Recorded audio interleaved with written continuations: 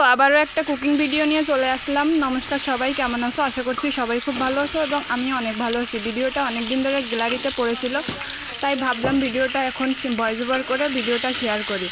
তো যাই হোক, এখানে হলো পটল ভাজি করার জন্য আমি ফার্স্টে কড়াইতে সুন্দর মতো তেল গরম করে নিয়েছিলাম। তেলটা ভালো মতো গরম করে নেওয়ার পরে এরপরে হলুদ লবণ মাখিয়ে রাখা পটলগুলো আমি তেলের উপরে ছেড়ে দিলাম এবং উলট পালট করে পটলগুলো ভালোভাবে ভেজে নিতে হবে।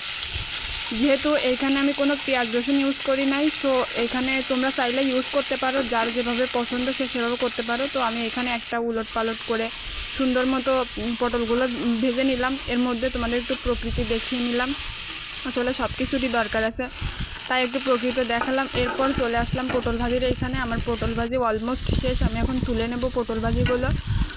তো ভিডিওটা যেহেতু অনেকদিন পড়েছিল তাই শেয়ার করলাম। অবশ্যই জানাবে, সিম্পলের ভিতরে ভিডিওটা করা ছিল, অবশ্যই জানাবে ভিডিওটা কেমন হয়েছে। আজকের ভিডিওটা এ পর্যন্ত। সবাই লাইক শেয়ার কমেন্ট করে দিবে এবং আমাকে সাবস্ক্রাইব করে দিবে, আমার পাশে থাকবে। তো টাটা।